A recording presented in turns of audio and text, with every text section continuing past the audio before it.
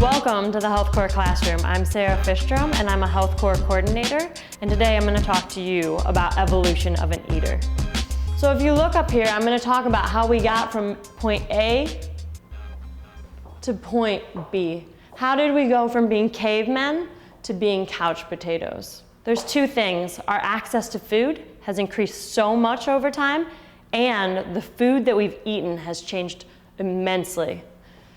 So if we take a look at this graph, what's happened from point A to point B is that our access has increased, just like I mentioned. Well, what do I mean by this?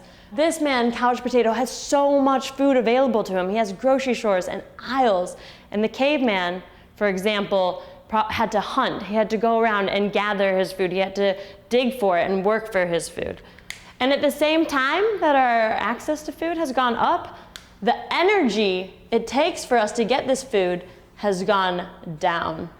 For example, this man, when he had to go out and catch a chicken, he had to run, and he had to actually physically move and chase an animal. He had to physically dig. And here we order chicken in a bucket and we get it delivered. There's a huge difference in the amount of energy and the amount of access. The second thing that I'm going to talk about is what has actually happened to our food. How much has our food actually changed? This caveman, what did he eat? What are foods? What are foods that we've eaten for thousands and thousands of years? Well, some examples are things that we recognize, foods that we know, like corn, beans, rice, nuts, fruits, lean meats. We recognize those things as food, and they've been around for so long. So what's happened? How did our food get so strange? How do we suddenly end up eating zebra cakes? Is there zebra in this? How do we end up eating honey buns and drinks that are yellow and brown? What has happened to our food? So these new foods that we're eating are cereals, snack foods, sodas, candies, fried foods, frozen foods.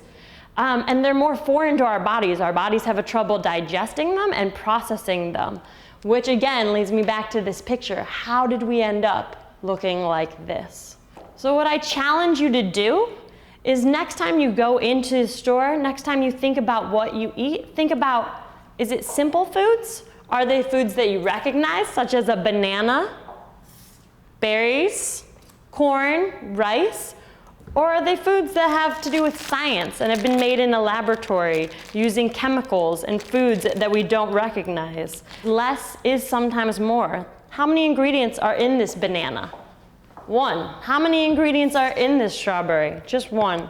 Just the simple ingredients, the things that we recognize, are the foods that are going to keep you healthy. The question is, what's next? And the good news is that you control what you put in your body and what you eat. Let's make this next step a positive one. And if you'd like to learn more, www.healthcorps.org.